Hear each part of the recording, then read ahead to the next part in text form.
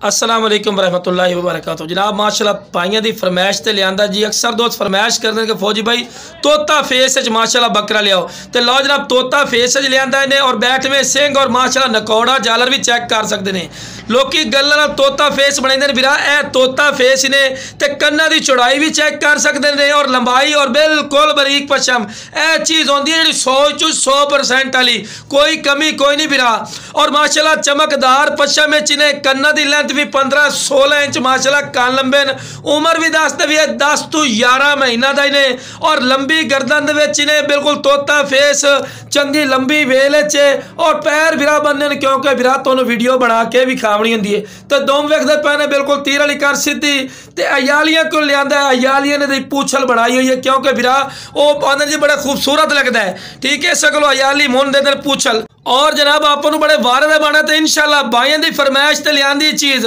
भाई अक्सर आते ना ब्लैक फुल बीतल हो तो जनाब वो बकरा लिया, बकरियां वास्ते रखना सानी तो यह जनाब चीज़ होंगी है। ये नाल दे बकरे जोड़े चंगे हाइट कद वाले जनाब 2.5-3 लाख वाले यह चीज़ा होंगे वीरा, यह चीज़ा बनदियां ने पईयां। फेस नकौड़ा हर पॉइंट पूरा। अगर ये आप मंडी चले जाइए जनाब आपको 50,000 55,000 तो घट ये पठोरा नहीं लभना। ठीक है, जरा कंजी इतना रेट भी नहीं होता वीरा। मंडियों में सरकार तेन पता लग सी भी वाकई इतना रेट है या नहीं है, लेकिन अपना बिल्कुल जायज़ और मकूल राइट ने जेड़े वीरां नूं चाहिए जनाब कोई 40-45 जिन्ना 35 नहीं करने जनाब 32,000 रुपया रेट करते पे जो वीरा फिर भी प्यार मुहब्बत कर सा है क्योंकि इंशाल्लाह भाइयों तावन करना है। जेड़ा वीरा बकरियां लै लेते लख रुपया की जनाब वो जी ब्रीडर भी असं लाना चाहते सानू 60-70,000 का ब्रीडर देंगे तो लो जनाब आज 32,000 रुपये तुहानू ब्रीडर मिल रहे हैं और ब्रीडिंग करने के फुल काबिल ही नहीं पिया।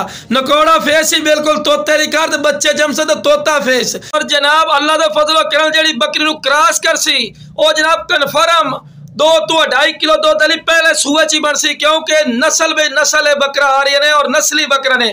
तो जिस वीरां नूं चाहिए जनाब स्क्रीन का नंबर चलता पिया ने इस तरह राबता कर